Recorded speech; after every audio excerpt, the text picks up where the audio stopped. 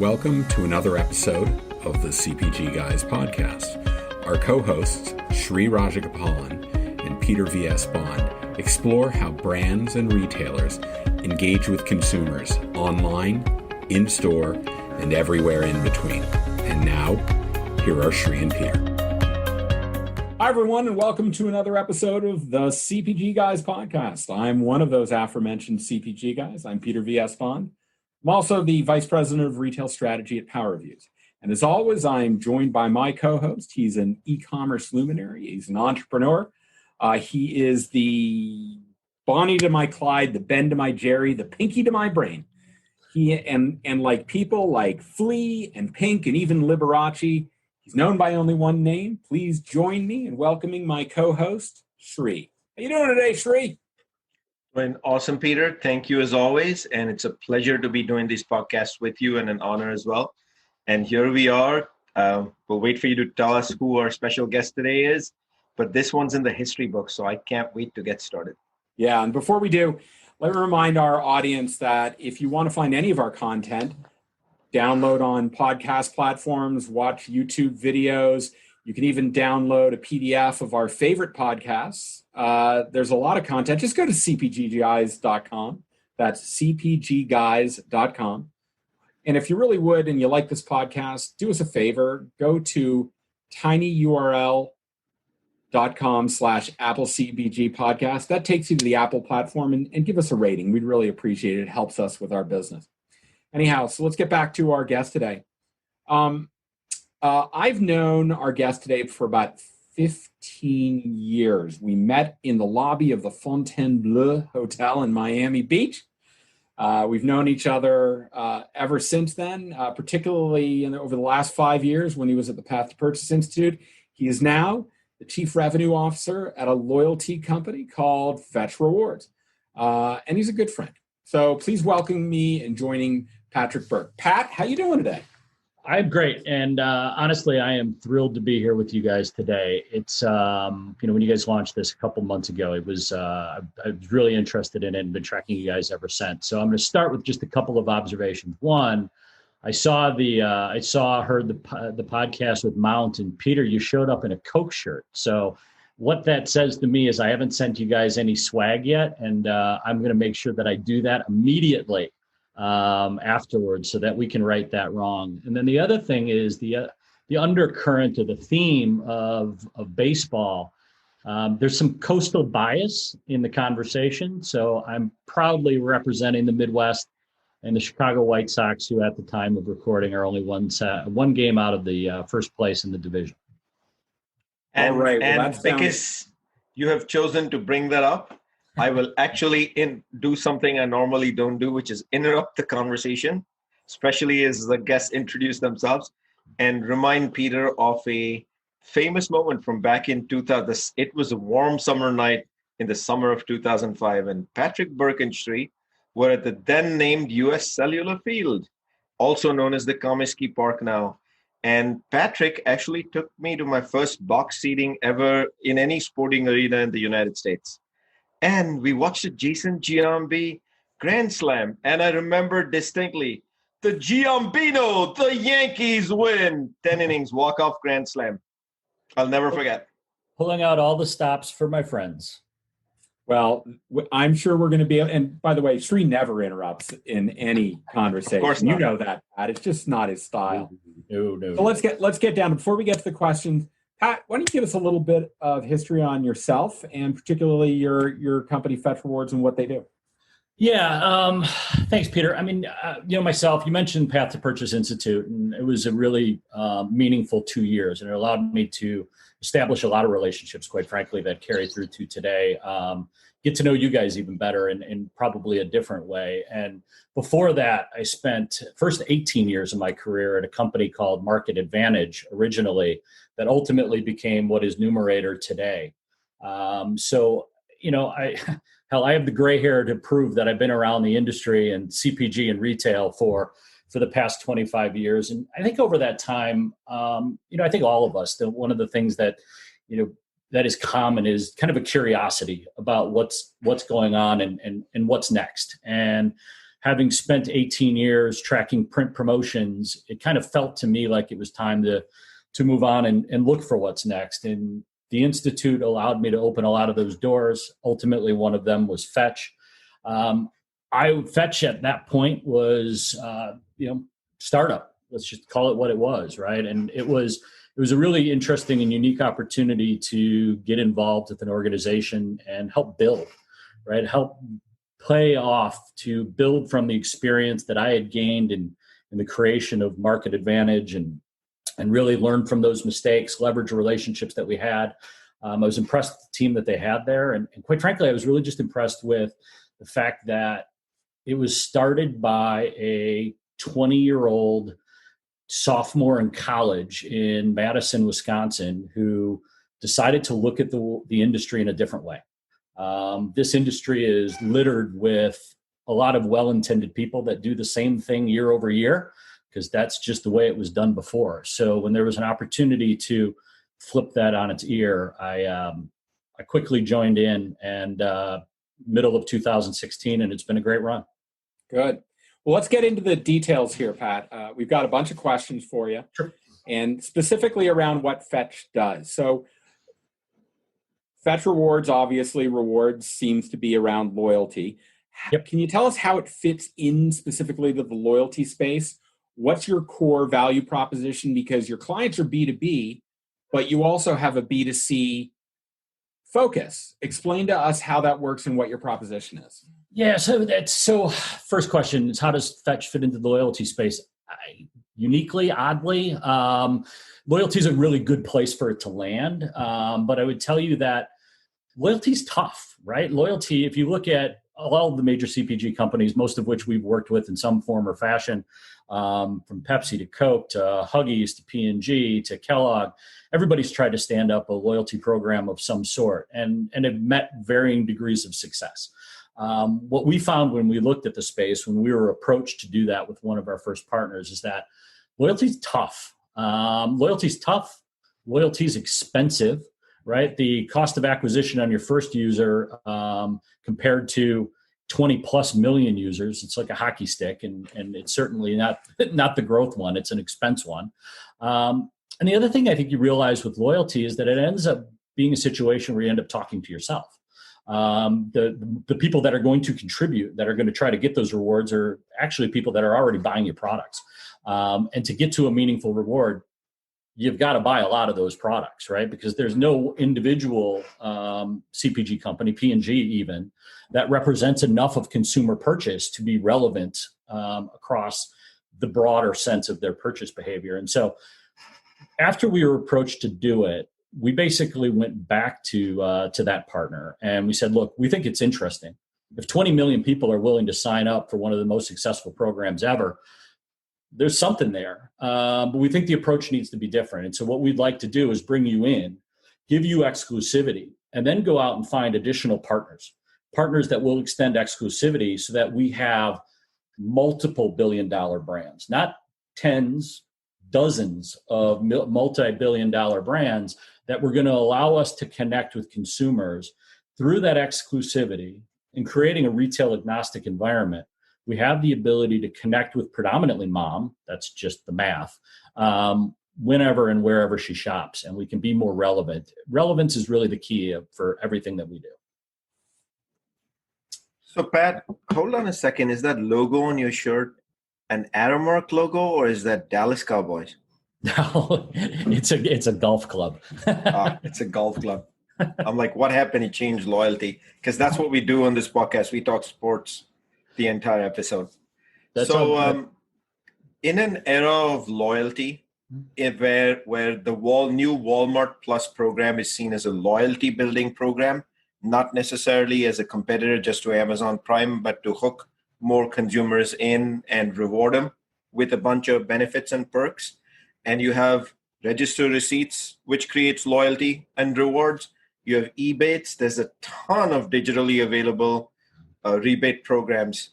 How does this application actually work? And then how is it different from all these other reward-based, loyalty-based incentive ecosystems that actually exist?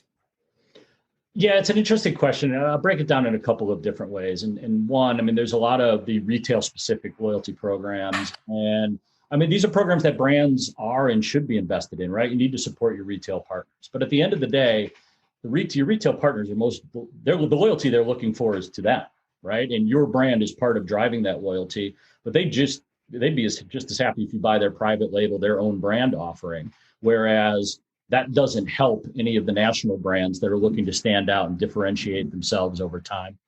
A lot of the other comparisons, I would say, are digital incentive platforms.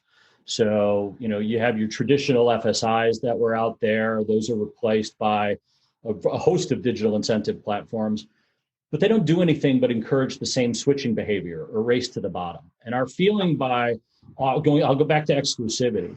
Our feeling that offering exclusivity and the ability to connect on the basis of the first party data that our users are willing to share and knowingly share, that we were going to have the ability to leverage that data to provide them the ability to target and connect with mom wherever mom was shopping and whenever mom was shopping. It's an always on platform.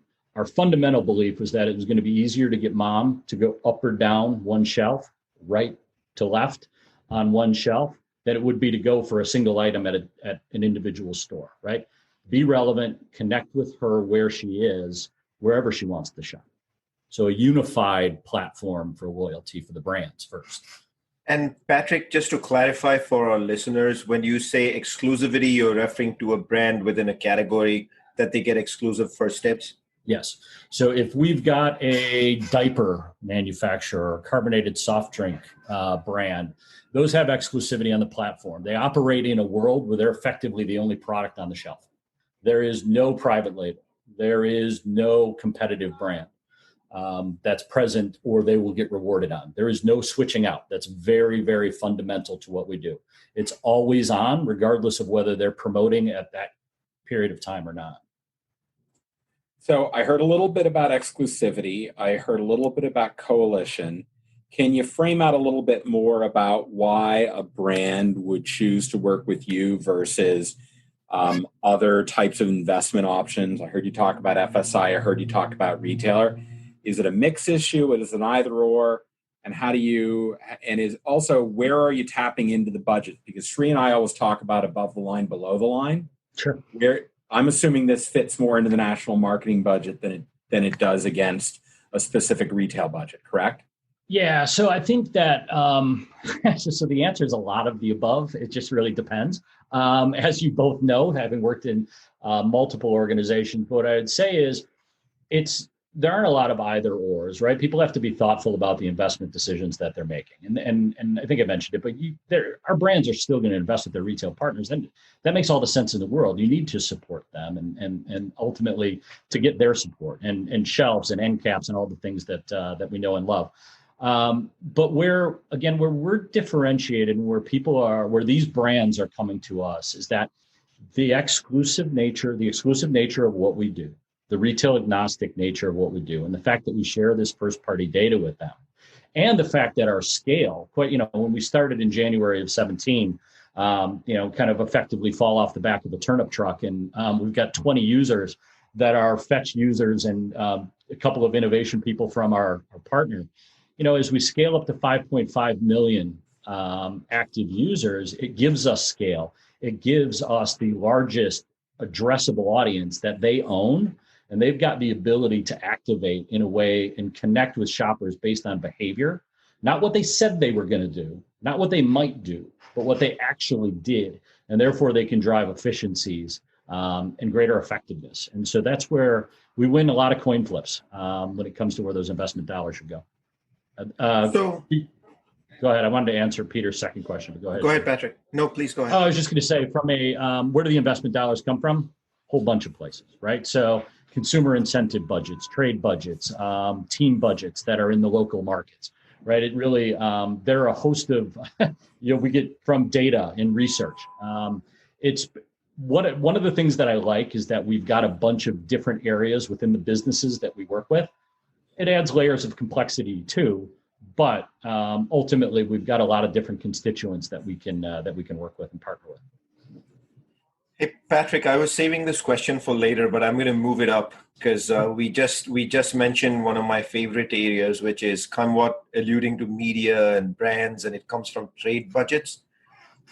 Fetch Rewards is bang square in the middle of loyalty and rewards at the end of the day. More rewards than loyalty than anything else at the end of the day, which means you're creating a gravity and a pull as a magnet more towards building brand equity.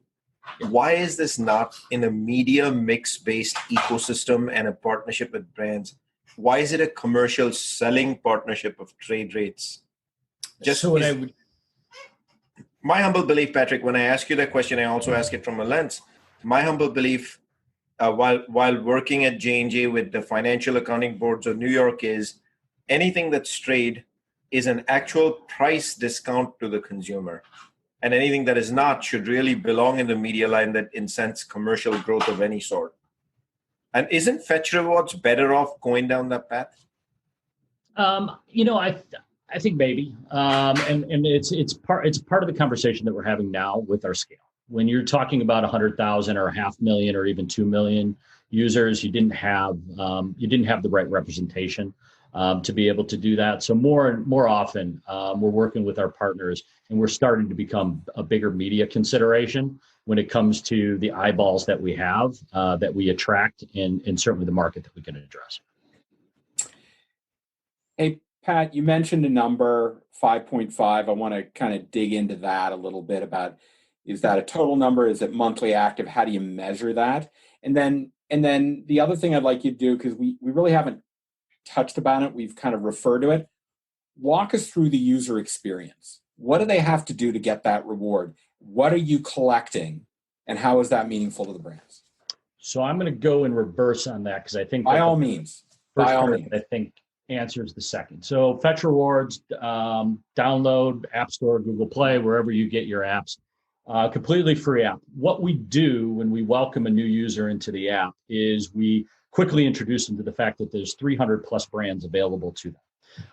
300 plus brands is kind of daunting, right? And so what we quickly do is we coach them into taking a picture of their receipt or submitting electronically one of their digital transactions, be it from Amazon or whatever digital platform. It could be Walmart, it could be Target, et cetera, but it's completely agnostic regardless of channel. So we quickly coach them into that behavior. And then what that does is it starts the personalization engine. Basically, every transaction that you submit lets us know, lets our brand partners know a little bit more about you so that we can serve up content that's relevant to you, right? So Peter, I saw the picture of you having your laptop on top of the diaper boxes a couple of weeks ago. Where it is right now. You're going to get promotions for diapers, right? And you're going to get greater discounts or greater incentives if you're purchasing from a competitive brand versus our partner, right? Shri and I, fortunately, are past that stage unless Shri's got news. So we're not in that category. We're not going to see diapers, right? Because it's not relevant to us. And so the experience ultimately becomes like a fingerprint. Everybody's experience with Fetch is different, just based on what you do, who you are, where you are, and the information that you share with us. That relevance, and because it's not a onesie twosie or kind of a one-off kind of engagement, allows our users to get familiar with the brands. Hey, you know what? Where they have loyalty to competition of one or two brands, there's 300 other brands where loyalty might be up for grabs. So what the always on is effectively a % off that we're giving based on the purchase of a brand partner. And what that does is it starts to create a gamification, if you will. So when you scan that first receipt, what you're going to do is we're going to automatically within seconds put it into a digital receipt that's fed back to you, tells you how many points that you have received. And the next time you buy those diapers, Peter, what you're going to do is you're going to see that you could have earned points by purchasing a partner product. And so we're constantly getting those brands in front of you and relevant brands based on what you do. That relevance keeps people in the platform. That relevance has translated into those 5.5 million users that on average are submitting 16 plus receipts. I'll appeal to the data geek in the three of us. Oh, we're there. We're with you. Those 16 transactions tell us that we're getting Every purchase across every channel, convenience, club, grocery, mass, drug, blind spots that are typically existing in current platforms and in traditional data sources go away because we've got all of that data and we've got permission to share it with all of our brands.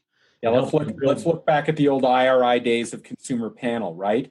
Convenience was a big blind spot, to your point, because people would consume at the store. They didn't bring an empty bottle home with them at night to scan on their wand and capture. And so convenience data was worthless in the panel. What you're telling me is that that's no longer the issue.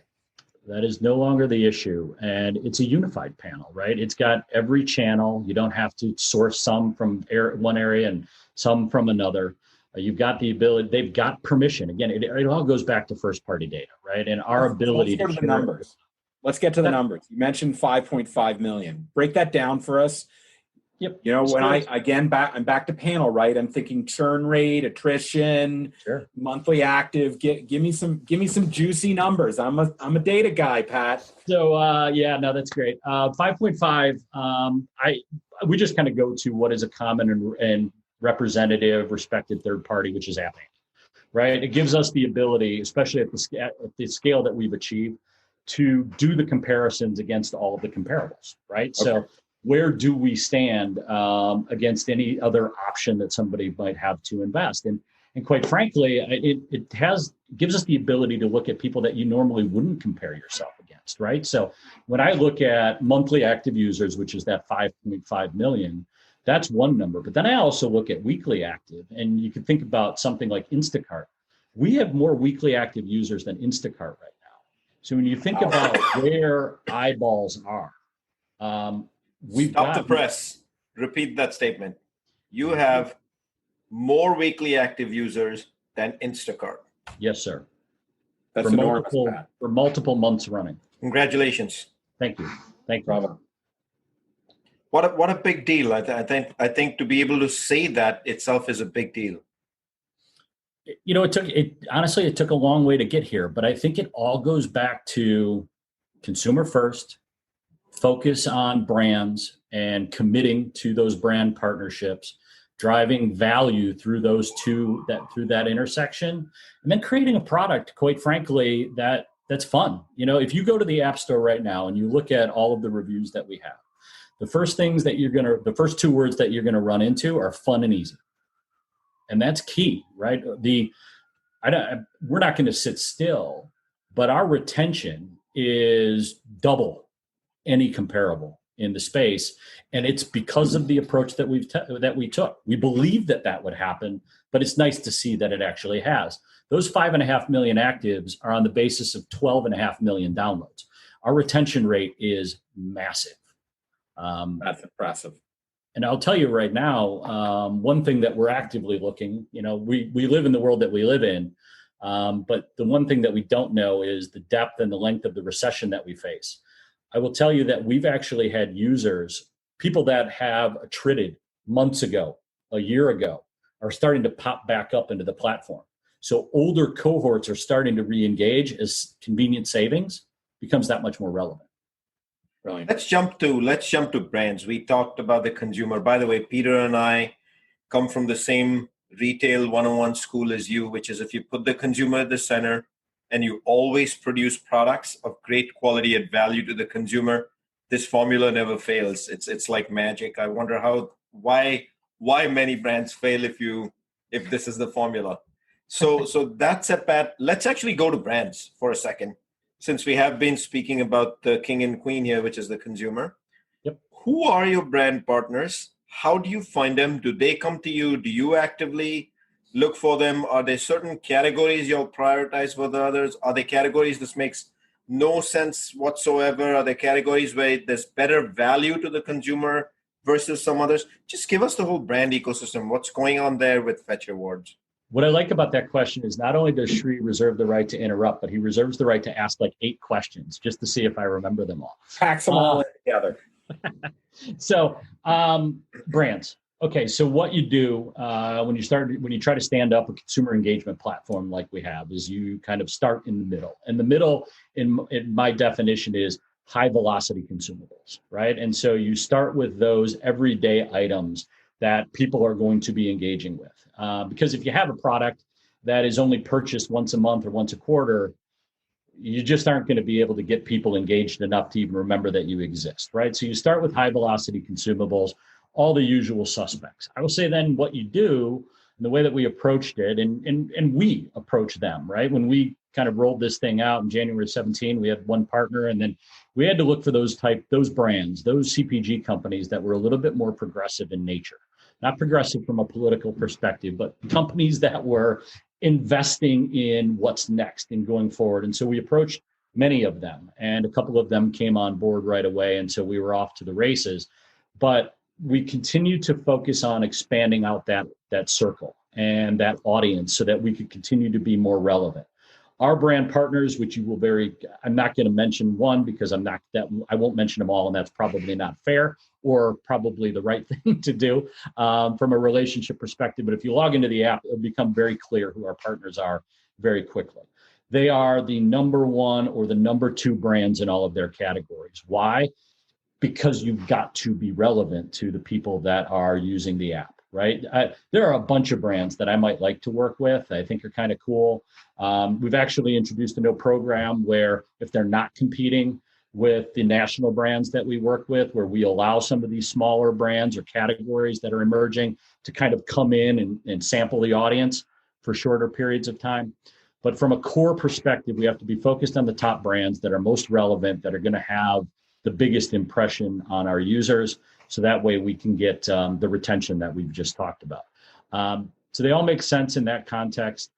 I believe that we'll continue to go out from that circle now, right? And so you might have products like batteries that you buy once a year. I think they become relevant at a certain point, and they can leverage all of the weekly purchases that you have from the other brands, right? But they add another point of relevance that keeps the users engaged in the platform. I envision a time where, as our audience grows, apparel, consumer electronics, they are ultimately all consumer purchases. Those aren't new verticals. Those are just products that have different purchase cycles. And ultimately, all of them can or should be participating in the platform. So, Pat, earlier you spoke about what we commonly refer to as the customer journey. You talked about me and my having a daughter that's using diapers, and how the kind of offers I would see versus what you would see. Walk us through how you build a journey map for a brand, the decisions that they make, what are the components that they have to consider, the reward levels, what have you, and how you help them build a campaign strategy. Because to a degree, it sounds a little complex. I'm sure that you've built a platform to make it easier. Walk us through how a brand works with you to plan a successful campaign. I think that starts, you haven't heard me use the word client. I've used the word partner a lot. And that's a really important element to start with. And that partnership, it's reflective of the approach that we've taken. We don't have one-off relationships. We have longer standing, longer term commitments that span not just a month or not just a quarter, but a year and 2 years and so forth. So what that then allows us to do is invest in embedding our team. We've got a multi-person team for each one of our accounts that's reflective of an account leader, an account manager, and given the volume of first-party data, a business intelligence analyst that is working with them, that is focused on their business. We then leverage that part of the relationship to get to understand what the needs are of the individual brands. What's their innovation schedule look like? What are the core elements that they're pushing on? So it allows us to then reflect that into the application and align with the consumer purchase data that we have to make sure that we serve up the most contextually relevant information at that time. And it has the ability to actually move with you, right? And, because 3 years ago, you weren't in the diaper business, right? And your life changed dramatically. But now you need diapers and you need baby food. And at first, you needed infant formula, right? And so we've got the ability, as you give us signals of what's coming in your life. We've got the ability to be contextually relevant, read those signals so that we can serve up the best audience possible. It's not, we've got a massive audience, but it's not about broadcasting to everybody. It's fine tuning it down to the ones that are most relevant to my brand. And then we talk a lot about digital incentives, and that's how you motivate. But at the end of the day, it's not just about digital incentives. It's about messaging. It's about communication. It's about adding value to life, being contextually relevant. And our partners are on that journey. And it allows us to do some interesting things, right? When we've got this relationship, one of the things that we did not envision when we launched this is how much that we would be used for a survey capability, right? Surveys are weak when you're reacting to what people said they were going to do. We can target based on what they did. And so there's a strength there, and our partners are really leveraging that when it comes to product innovation, when it comes to just general impression or sentiment about the brand itself. Well, when you think about the two big data providers of panel, they use the same 100,000 households, yep. And their ability to survey that 100,000 is very limited, and you can't get very deep in the purchasing behavior.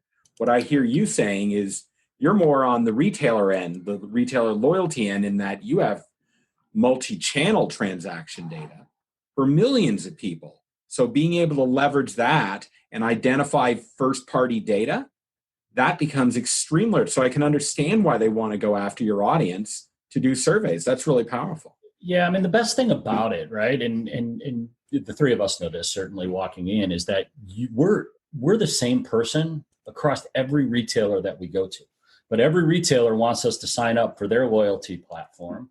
And that's fine, they should. But there's a disconnect there, a really big one.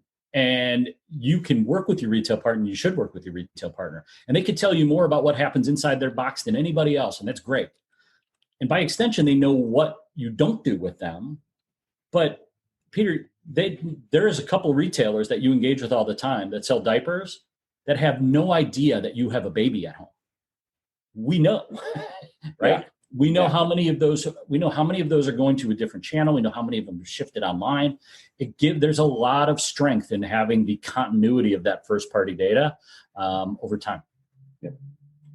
Hey, Patrick, I'm going to go back to the consumer for 1 second and make this sort of two-part question, and I'm going to go part one, get the answer, go part two after that, because the other one is back on brands. Yeah. And the consumer question is, as a consumer, what can I expect from a rewards perspective when I sign up for Fetch Reward? Could you just give us a high-level overview? Am I looking for gift cards? Am I looking for swag? What can I expect? And are they tiers? Like, could you give us, just for the purpose of our audience, what they can gain by signing up for Fetch Rewards and becoming an active member? Yeah, so Fetch's currency is points. Fetch points are awarded based on purchasing partner products. You're getting a percentage back, and that percentage will fluctuate depending on the priorities of the brands, the companies that we're working with. But you're going to get percentage back all the time on all of their brands. It's an always-on platform. So that surprise and delight moment is around every corner. It keeps the user engaged. After we get to know, at the beginning, we're going to do what I would say are low value incentives to kind of start to coach you into the idea that there's an incentive structure here. And then after we see what you're buying and where you're buying, those digital incentives, those special offers, as we would call them, start to become personalized. And the brands have a unique ecosystem where they can do a lot of A/B testing, right? And they're protected, right? They're protected. Sure. And they can do within Fetch what they can't do in the national market, because you can limit the distribution of any of those incentives. So you start to pick away at what an incentive that's always been. Pick on Revlon for a second, because you were just there. You do a lot of those things. You have those programs, those FSIs that are going out. And from time to time, the depth of discount gets greater, not less.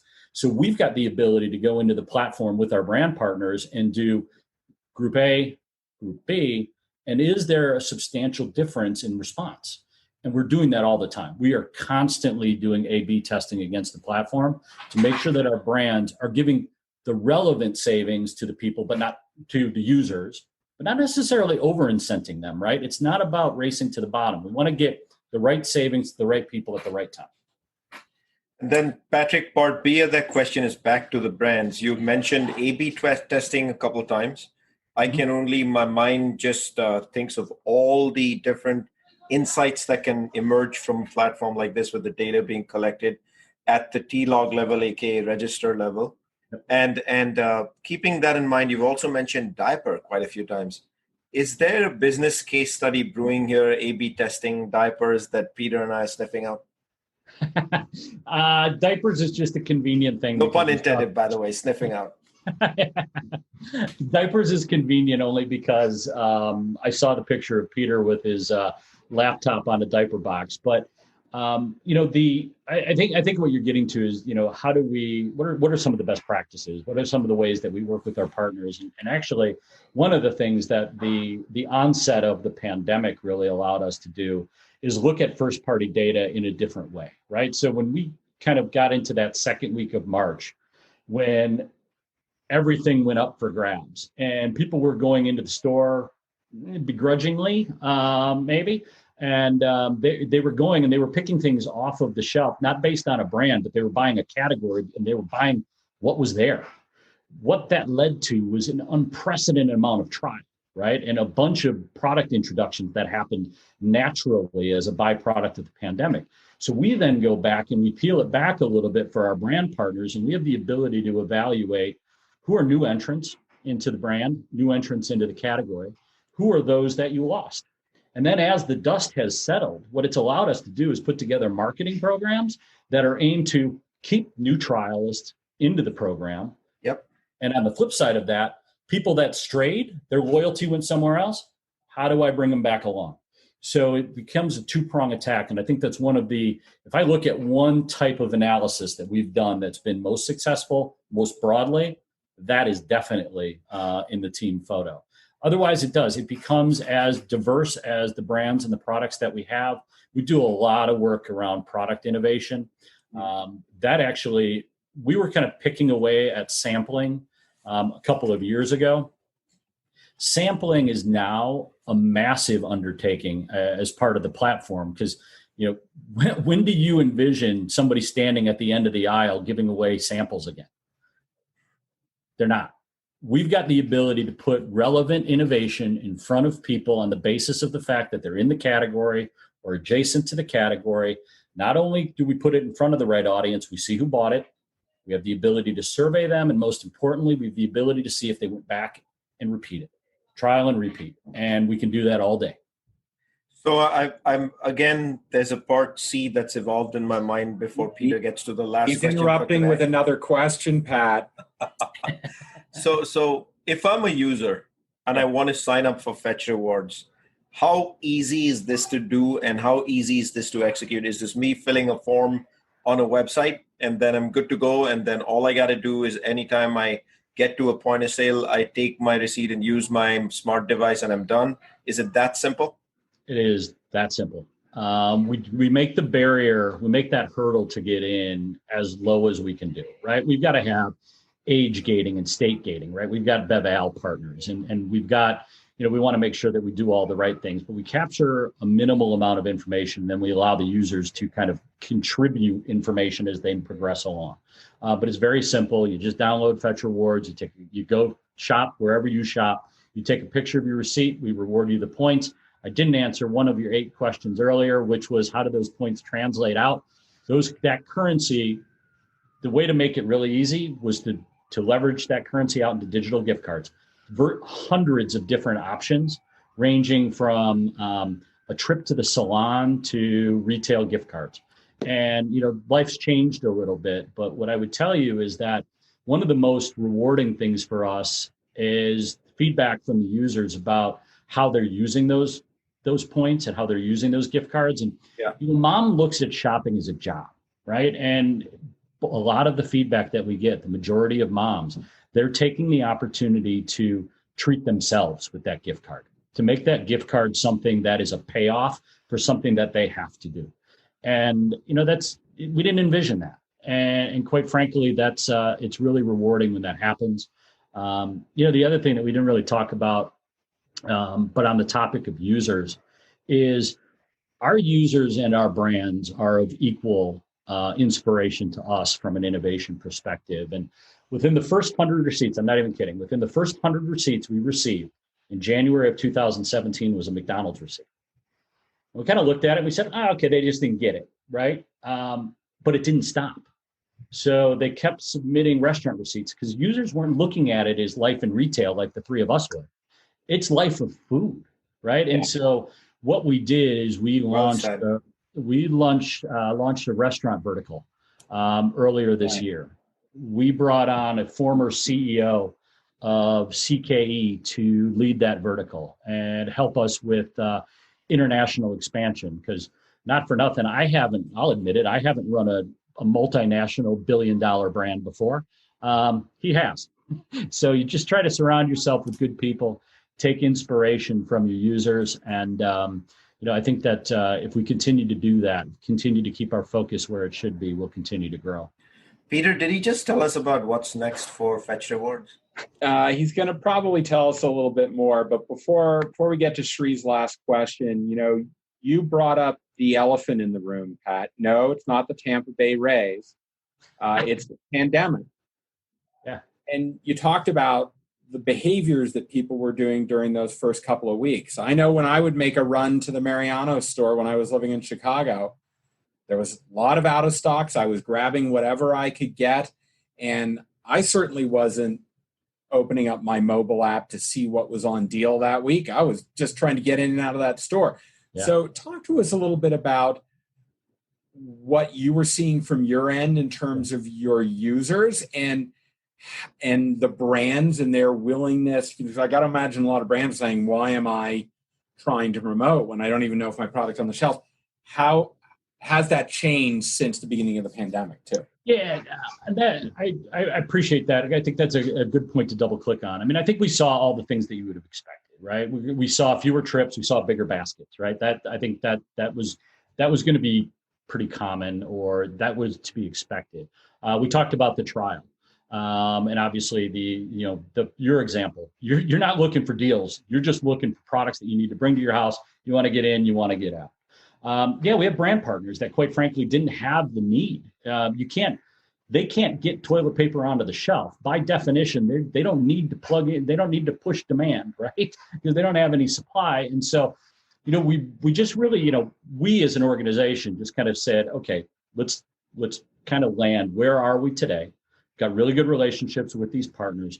What do they need from us right now? And what they needed from us right then was just an understanding in real time of what people were doing and where, and how can we react to that? And so what I would tell you is that our brands looked at it not from a basket building perspective, not from a trial perspective, but really just wanted to lean in and communicate to the people, the users of the application. Look, we know that our products might not be available, but when they are, we're going to reward you back with a higher percentage. So it wasn't a demand driver as much as it was a loyalty play. And they really pulled those levers to say, we're with you. And it was really meaningful. And so, it was, March and April were lumpy. And I think they were a little bit lumpy for everybody. And we were just kind of figuring it out. But I would tell you that what it allowed us to do is to deepen our relationships with our users, with our brands to our users, and then with us to our brands. And I think in a couple of different ways. One, just by being willing to have the conversation. Two, look at us right now, right? We're sitting in our home environment. The three of us are social people by nature, and we would love to be sitting in the same room with one another, across the table from one another. But those are conference rooms. They don't tell us anything about one another, right? And the White Sox or the Green Bay Packers or the Rolling Stones. Like, you just don't know that about me in that kind of context. So we've been able to get to know our partners a little bit better. And it's been a really good thing for our business and for our relationships. Thrilled. We didn't have to lay off one person as part of this. And in fact, our business has grown. We've We've brought on dozens of new people to help support that growth. We've brought on 6 new partners. I mean, we brought on 2.3 million new users since March 14th. It's the pandemic is something that none of us would have wanted. But I think if you just try to do the right thing by your people, your users, and your partners, you can succeed. Wow. Yeah, it's all about converting adversity to advantage. So congratulations on having done that successfully the last few months. The one thing I want to remind all our listeners is, our show, the CPG Guys, is anchored on omni-channel, and we tend to talk a lot about e-commerce, which is clearly an area where there's a lot of buzz, excitement. But as we spoke to David Buckingham in a previous episode, the CEO of Acribo, register receipts, and marketing via register receipts, we kind of re-stressed about how the store model was, is, and will be a largest part of retail. I'm reminded of that when I speak to you again, the importance of register, having the actual receipt in your hand. And just to mention casually for all our listeners, here on the CPG Guys, this is not just about e-commerce. This is about end-to-end retail. And we got a ton of content coming up on the store business model as well. Of course, the anchor these days being omnichannel.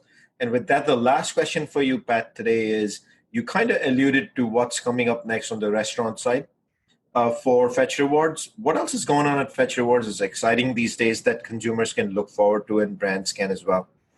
Yeah, I mentioned, we've gone into truly omni-channel, right? When we launched, it was more just kind of receipts that you could hold in your hands, and we've been able to connect Amazon and across all channels, whether it's in store, click and collect, or just in your traditional online purchase. We are expanding in terms of restaurants, right? And becoming share of stomach. I mean, ultimately, if you want to tease that out, you're going to start thinking about share of wallet, which I think becomes another important consideration. International expansion is certainly on the radar, and we're working with our partners, and we're really, we're following our business into the markets that are addressable by a technology like the one that we provide. There's a lot of room to run, even before we leave the 50 states that we have in terms of brands. At the end of the day, we want to have not just a partner in every aisle, but a partner in every category, because that's ultimately what's going to make us most relevant to all of the users that continue to come onto the platform. Well, I want to remind all of our followers who are listening to the podcast today that you should go and visit cpgguys.com, because if you go there, you're going to find a link to the audio podcast on 15 different platforms. You'll find a link to the podcast and YouTube video. You can find our list of our favorite podcasts to listen to. You can find our profiles on LinkedIn. You can find our Instagram page, our Twitter page, all of this, cpgguys.com. And if you like what you heard today and you like what you've been hearing all along, can you just go to tinyurl.com/Apple CPG podcast. Give us a star rating, and if you want to, also write a review, because it means a lot to us. It's great feedback for us and helps us promote our podcast. I really want to thank our guest, Pat, for coming today. Pat, you filled us with just a wealth of information, more than I even expected, and I'm going to be following up with you on a couple of things. But it was really great, and I'm looking forward to the day that you and Shri and I can go out to White Sox Park. It keeps changing names. I don't know what it is now. It's like Mesquite Park. No, it's that's so 3 names ago, Shri. Am I out of date? Yeah. But anyhow, we'll go there for a dog and a beer, and we look forward to getting together with you. So thanks a lot for joining us today, Pat. Absolutely, thanks for having me. It's been fun to catch up. And to my journeyman on this adventure, Shri, always fun. Another just stellar episode. This was great content. Thank you, Peter. And it's always a pleasure when we can have an industry veteran like us, who we've grown up together last 15 odd years in CPG and retail. It was a pleasure to have you, Pat. Thank you, gentlemen. It was a lot of fun. So everyone, thank you for joining us. We look forward to you having us on the next episode of the CPG Guys podcast. Have a great day.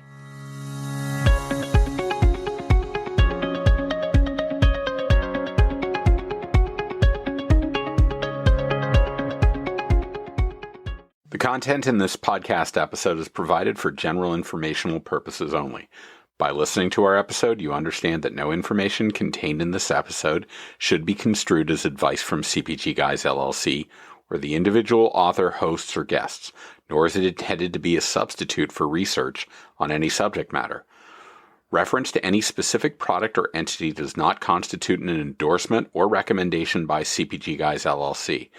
The views expressed by guests are their own, and their appearance on the program does not imply an endorsement of them or any entity they represent. The views expressed by CPG Guys LLC do not represent the views of their employers or the entity they represent. CPG Guys LLC expressly disclaims any and all liability or responsibility for any direct, indirect, incidental, special, consequential, or other damages arising out of any individual's use of, reference to, or inability to use this podcast or the information we present in this podcast.